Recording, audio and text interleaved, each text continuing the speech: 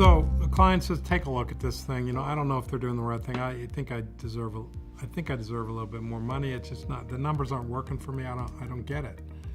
And I said, look, I'm happy to look at it. I know the policies, I know the law, and look, let's just give it a second look. So he goes, got this meeting, come on down. So I go down to the meeting, fly down to Miami, go in there, and client's thrilled, good friend, I've known him for years. He worked with him on a whole series of different insurance matters at a prior law firm. So he knew me and he trusted me. But the accountant and the broker were a little bit standoffish.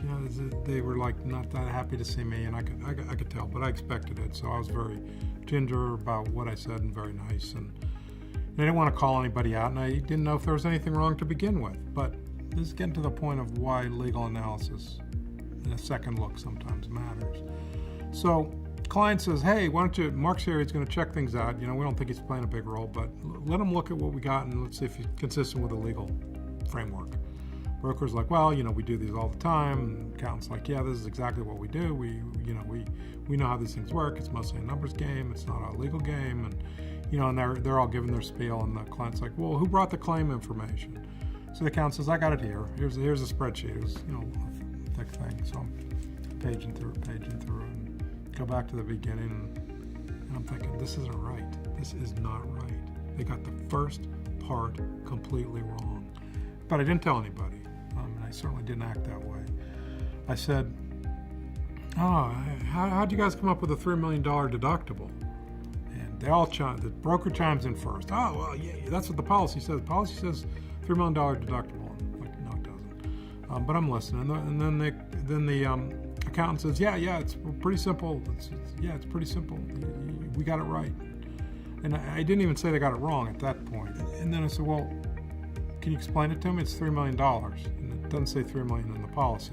I knew exactly what the policy said, but I sort of opened the question up so they could tell me. They go, oh, it's 5% of TIV. That's standard industry language, 5% of TIV. And they start explaining standard industry policies and procedures and standard industry this and standard industry that and what TIV is. And everybody knows what TIV is. And if you don't know, we'll help you out and we'll let you know what TIV is. And I said, I know what TIV is. It's not defined in the policy. And I know exactly what you did. It's a $60 million full property coverage for this building. And you took 5% of that, and 5% is $3 million. I said, I get it, but I think it's wrong. How could you ever say that? And, I said, what is the insured value for a hurricane here?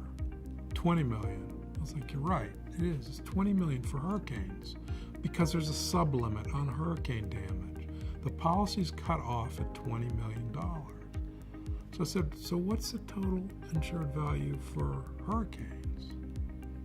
They're like, $60 million. I said, no, it's not, it's $20 million. You can't, the policies stop at $20 million. This loss is a hurricane loss. You stop at $20 million. What's 5% of $20 million? $1 million. So the client drops his pad down and he stands up and goes, I don't believe it. And he says, give me that mark. At this point, I'm like, here it is. And he takes it and he looks at it and he's like, you guys almost cost me $2 million. Did you give this to the insurance company yet? What is going on here? And it was just, the client, I love him because he's so passionate about it. And he was angry. And the broker was like, well, that won't fly. That won't fly, that argument. Oh, insurance companies don't like that argument. They'll never take it. And the accountant was like, no, I've never seen this in my 30 years of practicing. Never seen this, never heard of it. Nobody's ever raised this issue before. And I said, that's right. It's the first time I've raised it because it's the first time you got it wrong. First time I've seen it wrong. To be fair, this is an issue that they wouldn't have seen before because what was happening was a whole series of hurricanes came through Florida. So the property insurers were kind of collapsing what they would limit, what they would pay. So 4 years ago, you had a $60 million building. They'd insure $60 million for hurricanes. But then we had a series of them come through, Katrina and Then there were a whole series after that, and over time they started like knocking down what they'd cover for hurricanes. 60 million went down to 30 million, went down to 20 million. In some cases it went down to zero. They wouldn't cover any of it. But the point of the matter is this fluctuation is going on. And at the time I'm watching the fluctuation, wondering how it's going to impact deductibles, and then it comes up and the accountant's got it wrong, and I tell the client's pissed. We created $2 million of value with one trip to Miami. That's the moral of that story.